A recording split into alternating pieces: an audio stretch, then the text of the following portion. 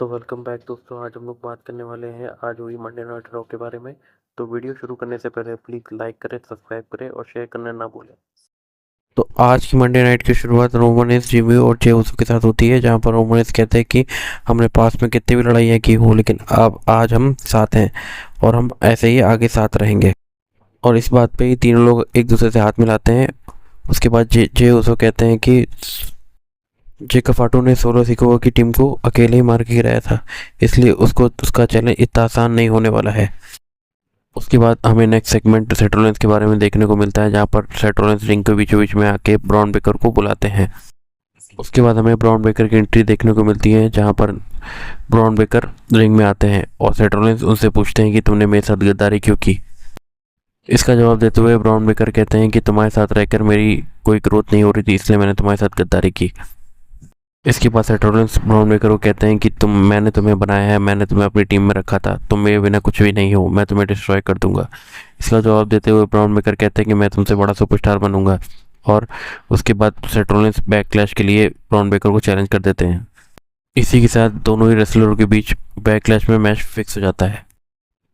इस सेगमेंट के बाद हमें रूसेफ देखने को मिलते हैं, जहाँ पर उनका मैच पेंटा के साथ होता है और इन दोनों के बीच में बहुत धुआंधार मैच होता है।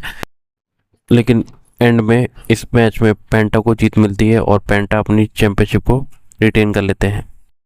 इस मैच के बाद हमें बेकी लिंच का सेगमेंट देखने को मिलता है, जहां पर बेकी लिंच अपना कंपैरिजन दी अंडरटेकर के साथ कर रही होती है। उनका कहना यह था कि जैसे अंडरटेकर की अनडिफीटेड स्ट्रीक थी रेसलमेनिया में, वैसे ही वो स्ट्रीक को तोड़ देंगी, क्योंकि उनकी रेसलमेनिया स्ट्रीक 3-0 हो चुकी है। इसी सेगमेंट के बीच में हमें ईओ स्काई देखने को मिल जाती है और वो उन्हें चैलेंज कर देती है इंटरकॉन्टिनेंटल चैंपियनशिप के लिए और ये मैच तुरंत चालू हो जाता है। ये एक धमाकेदार मैच था, लेकिन आस्का की इंटरफेरेंस के कारण ईओ स्काई ये मैच हार जाती है और बेकी लिंच अपना चैंपियनशिप डिफेंड कर लेती है। इसके बाद हमें बैक स्टेज मूवमेंट देखने को मिलता है, जहां पर एलए नाइट, जिमी और जे उसो के साथ खड़े होते हैं और उनको राय दे रहे होते हैं कि तुम रोमन रेंस से दूर रहो, वो एक धोखेबाज है। इसके बाद हमें एनएक्सटी से जो हेनरी का मेन रोस्टर पे डेब्यू देखने को मिलता है, जहां पर वो रिंग में आते हैं और गाना गाने लगते हैं। वो गाना गाते गाते रोमन रेंस की तारीफ करने लगते हैं और लोगन पॉल को डब्ल्यूडब्ल्यूई एरिना से भागने को कहते हैं। लेकिन उसी की ठीक बाद लोगन पॉल की एंट्री देखने को मिलती है और लोगन पॉल उनके ऊपर अटैक करने की कोशिश करते हैं, लेकिन वहां पर स्ट्रीट प्रॉफिट आके उन्हें बचा लेती है। इस तरह इस सेगमेंट का एंड हो जाता है। ये एक धमाकेदार सेगमेंट था। इस सेगमेंट के बाद हमें फिन बैलर का सेगमेंट देखने को मिलता है, जो कि बैक स्टेज होता है।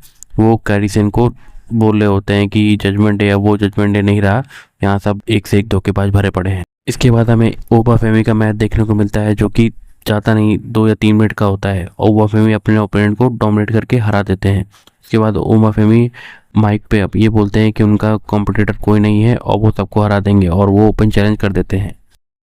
इस मैच के बाद हमें लिव मॉर्गन का सेगमेंट देखने को मिलता है, जहाँ पर वो कायरी सेन को कहते हैं कि मैं तुम्हारा टैग टीम मैच में हेल्प करने वाली हूँ। इसके बाद हमें कायरी सेन का टैग टीम मैच देखने को मिलता है, जो कि बेली टिंग के खिलाफ होता है और इसमें वो लिव मॉर्गन की हेल्प लेके जीत जाती हैं। अब बात करते हैं मेन इवेंट के बारे में, जहाँ पर रोमन रेंस की एंट्री होती है और रोमन रेंस रिंग में आके एक्नॉलेज करने को कहते हैं। फिर इसके बाद वो अपने चैंपियनशिप के बारे में बात करते हुए कहते हैं कि ये चैंपियनशिप तभी रिलेवेंट हुई जब से मैंने इसको जीता है। इससे पहले ये केवल 2 बार डिफेंड हुई है। वो बोलते हैं कि इससे पहले वाले चैंपियन जो जितने भी थे, उन्होंने अपनी चैंपियनशिप डिफेंड नाइट 1 में की थी, लेकिन मेरे रॉयल रंबल जीतने के बाद ये चैंपियनशिप नाइट 2 में डिफेंड की गई है। इसके बाद हमें जेकब फाटू की एंट्री देखने को मिलती है, जहाँ पर जेकब फाटू रिंग के अंदर आते हैं।